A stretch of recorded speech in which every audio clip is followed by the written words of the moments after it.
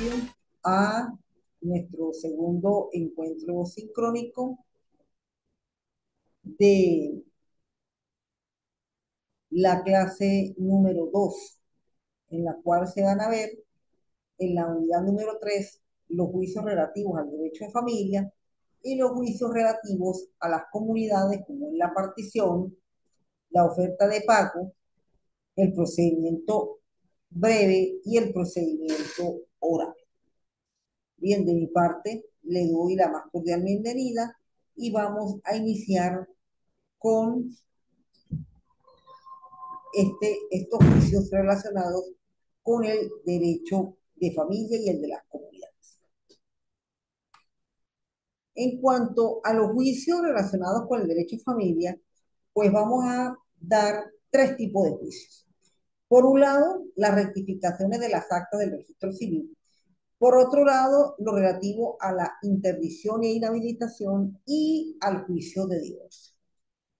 Debo y sigo aclarando lo relacionado con este tipo de juicios, que aunque la demanda va a ser prácticamente la misma que en el procedimiento ordinario, pero estos juicios en la realidad es que son juicios que desde su admisión y desde la manera en la cual tienen que presentar los documentos fundamentales, pues son juicios en que esos documentos deben tener una especialidad. Por lo menos en el caso de las actas del registro civil, la rectificación o la inserción de las actas del registro civil, pues aquí son precisamente las partidas, sean matrimonio, nacimientos o defunciones, en la cual producto de errores que se presentaron o producto de hechos en la cual no consta en el acta cuando originalmente se hizo, pues se tiene que acudir ante el órgano jurisdiccional para corregir esos errores o hacer una nueva acta por el cual se dé la identidad de esa persona. Este tipo de juicio, pues ya ahora, a raíz del año 2009, con la ley de orgánica del registro civil, pues tenemos en la cual van a llevarse dos de ellos. El primero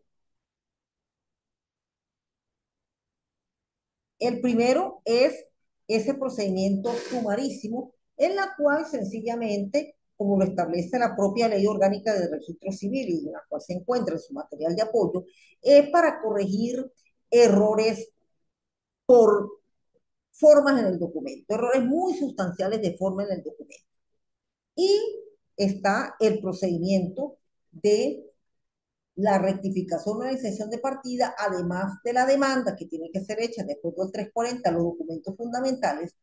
En este tipo de juicio hay una especificación con respecto al llamamiento tanto de aquellos que se encuentran interesados sobre lo que pueda contener esa acta y, como no, el registro que a la final va a tener la sentencia que se va a convertir precisamente en la nueva acta por el cual se llevó a cabo la rectificación de la partida. Bien, aclarado esto, entramos a otro tipo de juicios relacionados al derecho de familia, como lo es la interdicción y la inhabilitación, en la cual estos juicios, su especialidad es que son juicios en los cuales se va a llevar a cabo una etapa sumaria en el inicio del mismo, cuando se admite la demanda.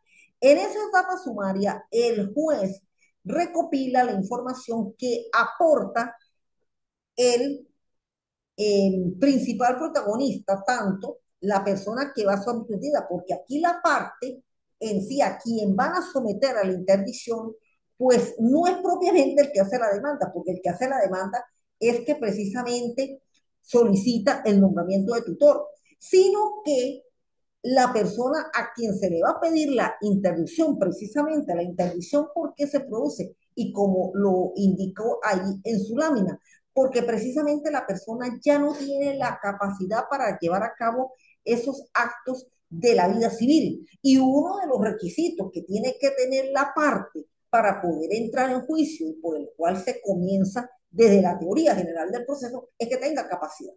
Entonces, si esa capacidad está entredicha, pues a esa persona, como lo dije, hay que someterla a una interdicción para ser declarada entredicho, para ser declarada inhábil y se le nombra su tutor, en la cual ese tutor pues es el que lo va a representar hasta que ya la persona pues pueda hacer que recobre su capacidad o en muchos casos pues, hasta que la persona falle.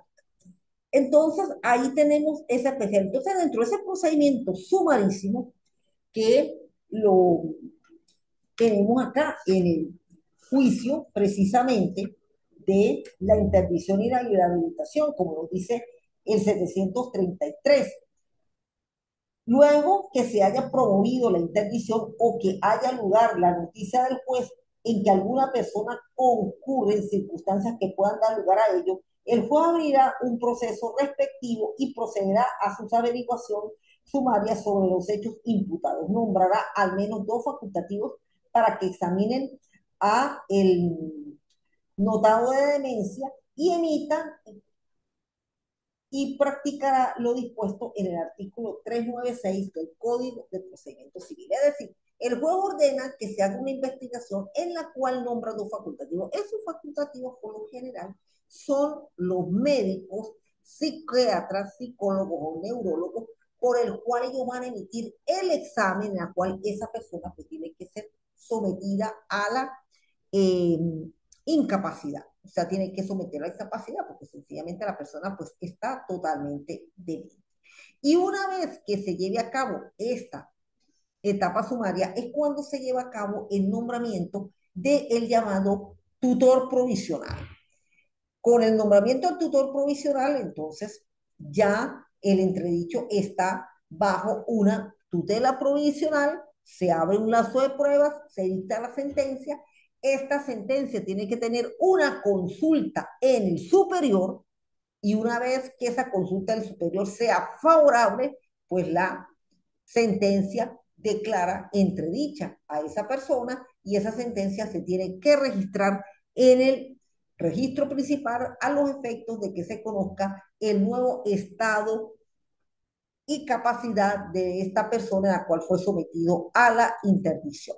En cuanto a la inhabilitación, pues no tiene la persona una demencia por el cual se necesite su incapacidad, pero sí en la inhabilitación se le nombra un tutor como para que le administre los bienes, porque la inhabilitación mayormente se produce por muchas veces la persona llevar a cabo actuaciones que pueden poner en riesgo su estabilidad económica y hasta la propia vida de ellos. El juicio es similar al de la interdicción, como lo establece el Código de Procedimiento Civil, y se le nombra un curador mayormente o tutor para que le administre los bienes de la persona. Bien. Y por último, dentro de estos juicios de familia tenemos los juicios de divorcio y de separación de cuerpos, en la cual en la legislación venezolana pues lo encontramos tanto en el Código de Procedimiento Civil como en la Ley Orgánica para la Protección del Niño, Niña y Adolescente, cuando hay existencia de menores dentro de ese matrimonio en la cual se va a disolver. Aquí, pues naturalmente la especialidad es que quienes solicitan el divorcio, pues tienen que estar casados. Eso es lo primero, que tienen que estar casados, presentar el acta de matrimonio ante el juez que va a llevar ese procedimiento de divorcio y hay tres maneras en las cuales pues se lleva a cabo el mismo. La vía contenciosa, la separación por la ruptura prolongada de más de 5 años y ahora la nueva modalidad que surge a raíz de una sentencia del año 2017, como lo es el llamado desafecto, es decir, la sentencia en la cual, pues, por gusto de la incompatibilidad de caracteres, se puede solicitar el juicio de divorcio y esto se lleva ante la jurisdicción no contenciosa, es decir, ante la llamada jurisdicción voluntaria. Aquí tenemos, pues, en sus láminas las normas en la cual, pues, acompaña este tipo de juicio. En la sala constitucional respecto con la ruptura prolongada, los 5 años en la cual, pues, tienen que tener los cónyuges separados de hecho para poder intentar este juicio. Y la ruptura prolongada cuando los cónyuges han permanecido separados por más de 5 años, cualquiera de ellos podrá solicitar el divorcio por la ruptura prolongada. Entonces, estos son los tres procedimientos que por lo general, tanto la ruptura prolongada tiene un procedimiento muy específico, sí, aparte dice que sí, pues prácticamente al 10.º día, pues el juez dictaría sentencia. Eh, el desafecto o el llamado desamor, pues ese es un juicio en la cual se produce por la jurisdicción voluntaria. La demanda se hace la solicitud, como lo indica el 340, el demandado contesta, se abre un lazo perentorio de pruebas y el juez dicta la sentencia declarando el divorcio. Y el juicio, normalmente el contencioso que tiene que reunir, y ahí está una de las especialidades, una de las causales del artículo 185 del Código Civil, pues eso se lleva a través de un procedimiento ordinario con la especialidad en los dos actos conciliatorios y en el momento en la cual el lazo de pruebas, tanto una vez ocurridos los lazos conciliatorios, la contestación de demanda se contesta dentro de los 5 días y el lazo probatorio pues son de los 15 y los 30 si se va por primera instancia o si se va por logna, pues el lazo probatorio es la audiencia de juicio donde se lleva a cabo el debate de las pruebas y prácticamente en el dispositivo el juez dicta la sentencia declarando con lugar el divorcio.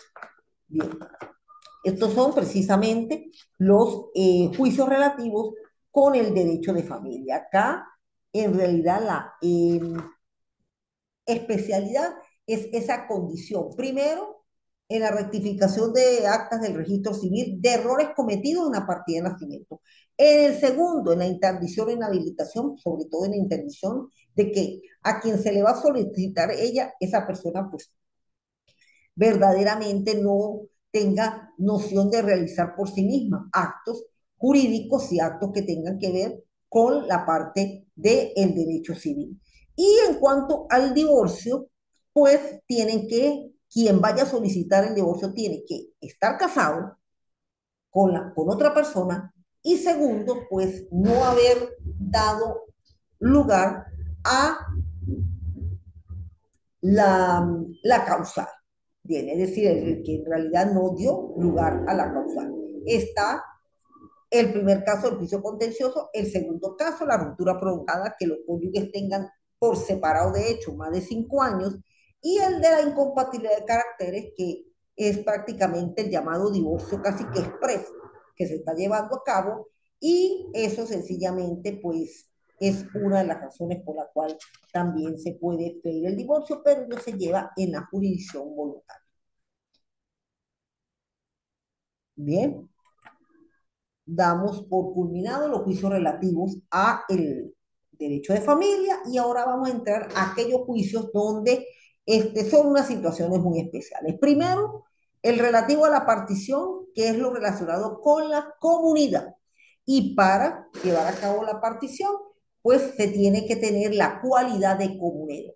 Puede ser una comunidad conyugal, puede ser una comunidad concubinaria, puede ser una comunidad sucesoral o puede ser una comunidad común y corriente de personas que son propietarias de una masa común de bien, pero que la partición precisamente hace que el mismo se individualice y cada quien se le adjudique la cuota correspondiente.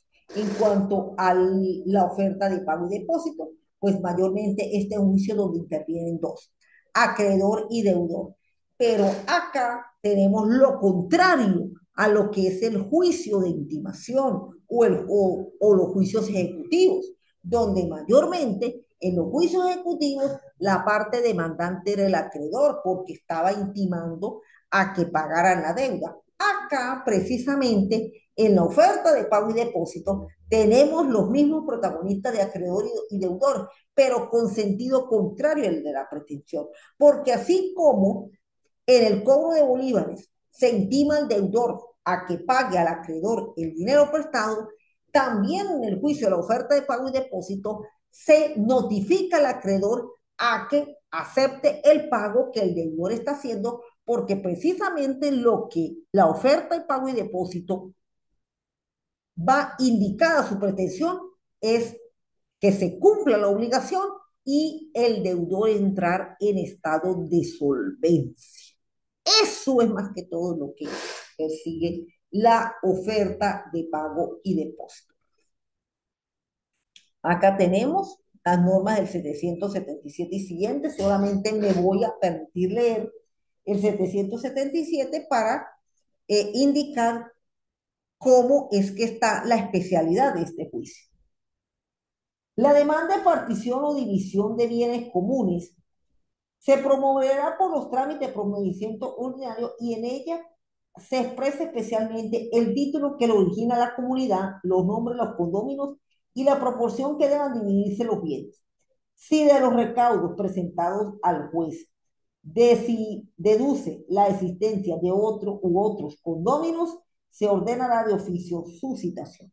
Entonces, ahí tenemos que lo importante de estos juicios, sobre todo el de la partición, es que estén todos los condóminos de acuerdo a la naturaleza de ese bien común, sobre todo cuando se llevan a cabo los juicios de herencia, las comunidades hereditarias, ahí es donde más se puede insistir en el llamar a esos condóminos, porque en la comunidad conyugal, pues de verdad que ese es un juicio que son dos.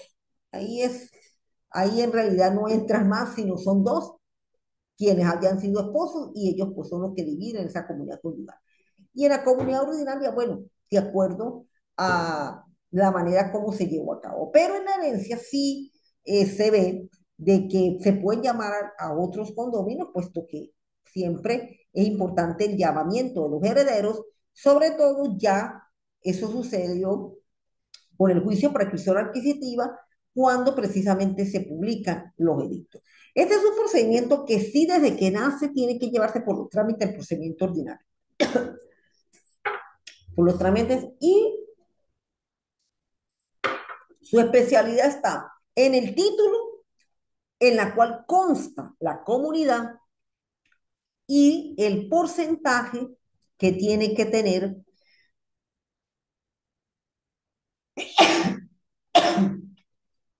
disculpe, estudiante, el porcentaje que debe tener cada condomina, de acuerdo a la masa que forma parte de ese bien en comunidad.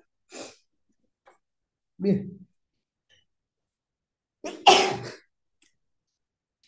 Bueno, una disculpa, pero un pequeño resfriado.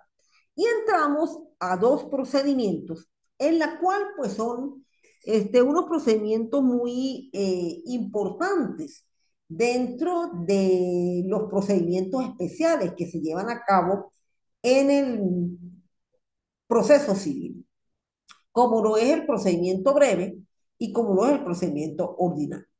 Antes de continuar con estos, me voy a colocar dentro de la oferta de pago la especial responsabilidad del deudor en el pago del resultado de solvencia. De que aquí, primero, naturalmente, se lleva una especialidad donde al admitir la demanda, el juez se traslada con el secretario a la morada del acreedor a hacerle efectivo el pago y él aceptar el depósito. Se levanta un acta y se abre precisamente esa cuenta en el tribunal para que el acreedor vaya y reciba el pago.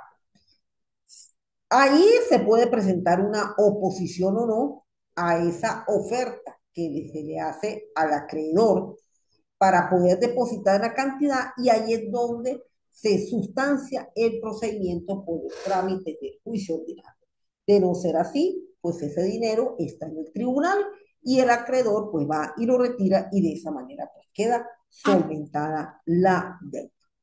Ahora sí, vamos a seguir con lo que es el procedimiento breve y el procedimiento oral. El procedimiento breve mayormente es conocido como el juicio ordinario chiquito. Así, de verdad, pues lo he llamado el juicio oral chiquito. Y aquí todos los lapsos se reducen. Lo único que no hay en el juicio breve son los informes y la sentencia solamente en primera instancia se apela. Aquí, en realidad, sentencias para casación no hay, puesto que para el juicio breve, y bien como se indica ahí en la lámina, la cuantía es hasta 1.500 euros. Es decir, que si vamos a la operación de hoy a casi 70 bolívares que se encuentra el euro, pues estaríamos hablando de la cuantía 7 por 5, 35, 7 sería más o menos como hasta 105.000 bolívares.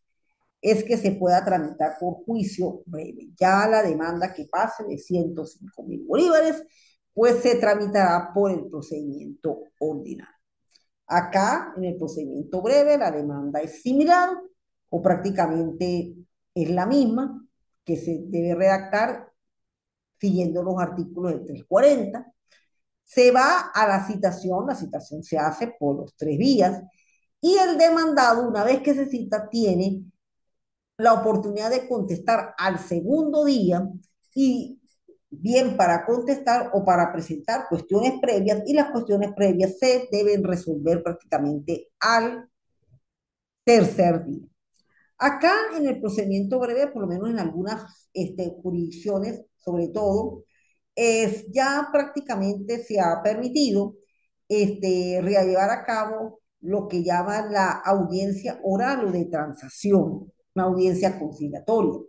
Eso pues es un mecanismo en el cual pues ya cuando tengamos la reforma completa del Código de Procedimiento Civil, pues esta audiencia conciliatoria es prácticamente previo a la contestación de la demanda. Si no se lleva a cabo la audiencia conciliatoria, pues el juicio continúa por los trámites de este procedimiento breve y en algunos casos, pues ya si la cuantía no pasa de los 3.000 euros, pues en ese caso, si no pasa los 3.000 euros, pues el procedimiento ordinario se lleva en el tribunal del municipio y de esta manera, pues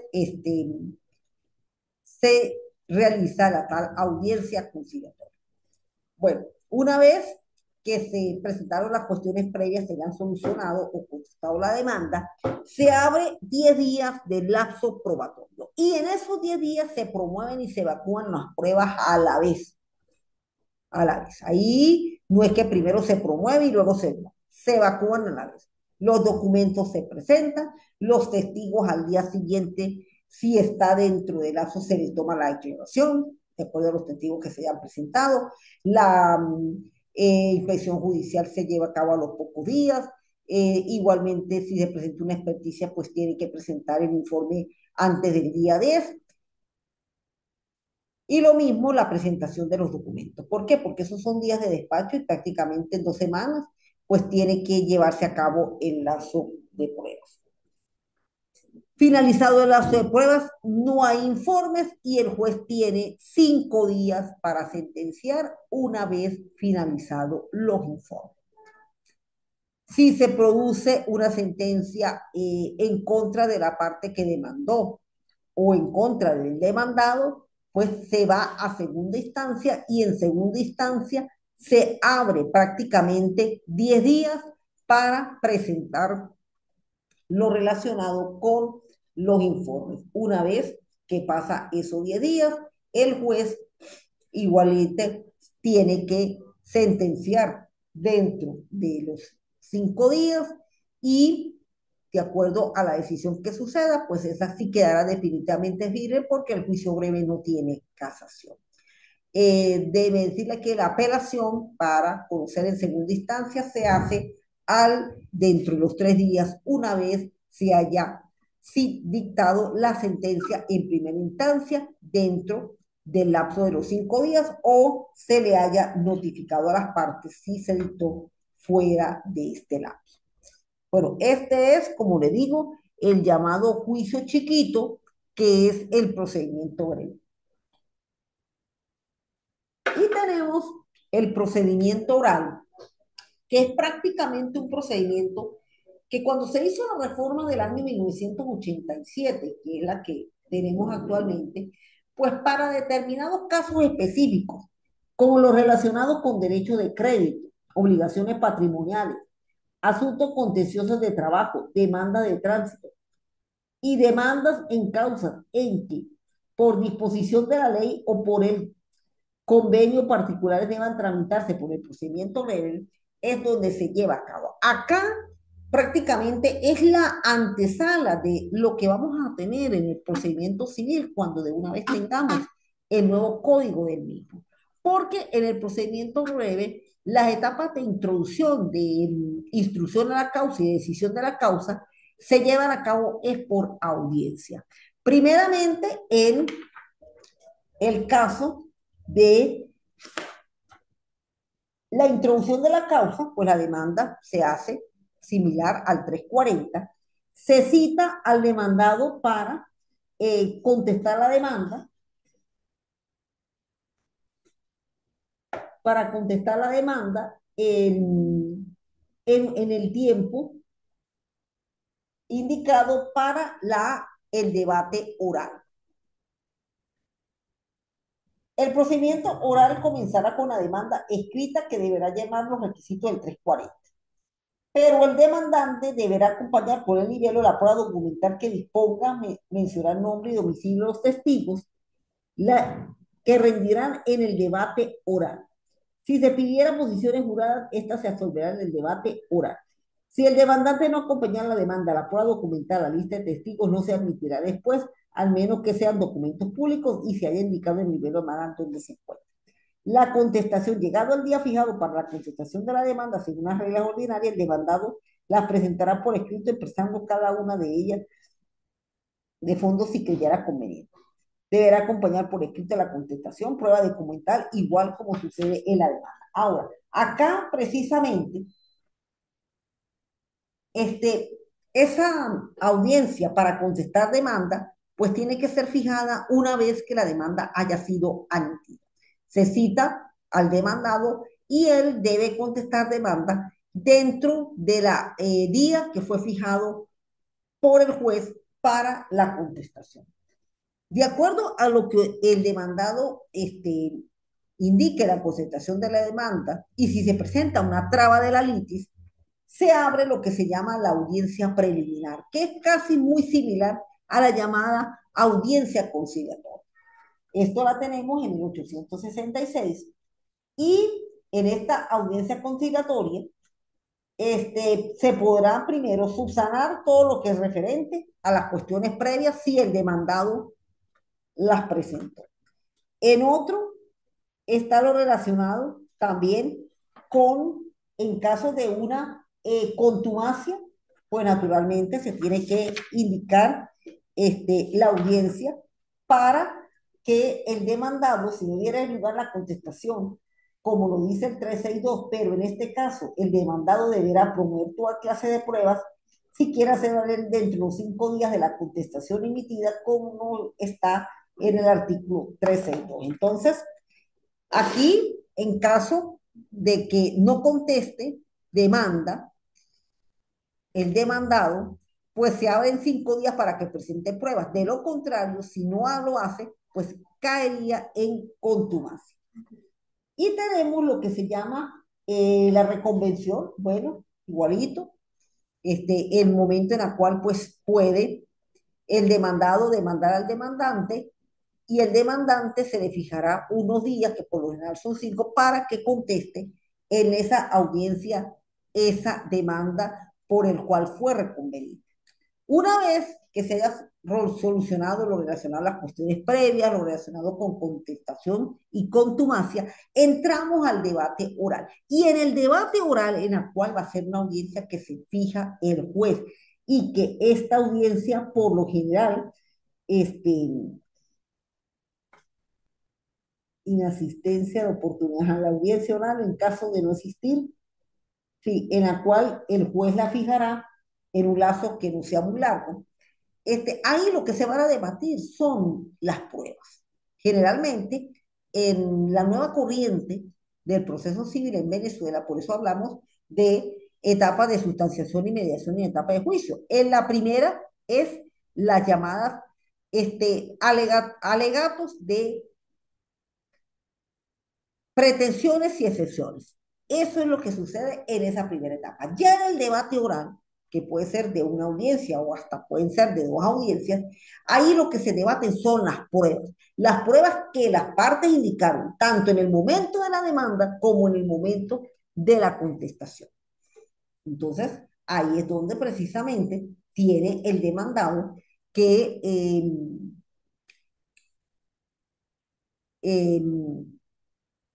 llevar a cabo las dos partes del debate oral y con ello materializan las pruebas en la cual presentaron en sus respectivas oportunidades procesales las pretensiones como las excepciones. Bueno, luego, terminada la audiencia,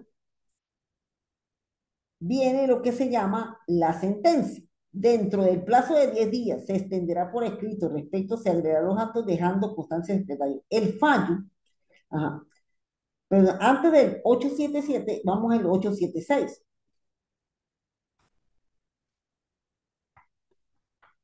Ajá. Concluido el debate oral, el juez se retirará de la audiencia por un tiempo no será mayor de 30 minutos y mientras tanto las partes permanecerán en la sala de audiencia. Vuelto a la sala, el juez se pronunciará oralmente su decisión del dispositivo del fallo y una síntesis precisa y lacónica de los motivos de hecho y de derecho. Documentación de la sentencia. Dentro del plazo de los 10 días se extenderá por escrito el fallo completo, dejando constancia el secretario del día y la hora de la consignación.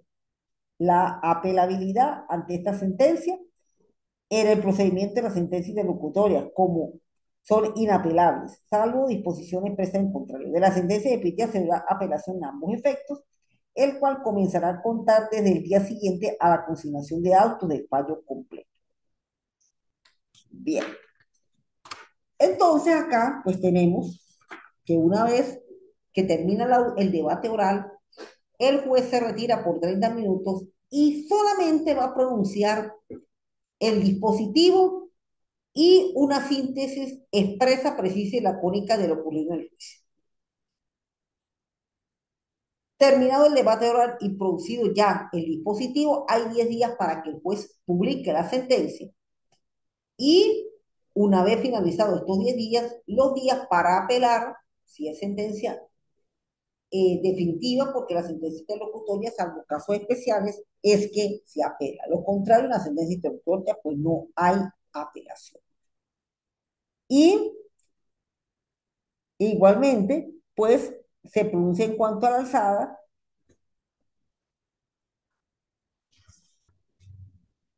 y de esa manera, pues ir a la segunda instancia para la solución del fallo. Bien. Este procedimiento, pues prácticamente, como les decía, va a ser la antesala de lo que va a ser los nuevos juicios de la jurisdicción civil. Cuando ya se tenga la reforma del código, pues estos nuevos juicios, pues sencillamente van a descontar o abreviar bastante lo que es el procedimiento ordinario o procedimientos de este tipo para que la solución de la justicia sea más efectiva y concisa. Bien. Bueno, de mi parte, estimados bachilleres, muchas gracias por su atención y ya están en sus plataformas la evaluación para que la contesten esta semana y nos veremos en el tercero y último encuentro sincrónico. De mi parte, que tengan muy buenas tardes y hasta luego.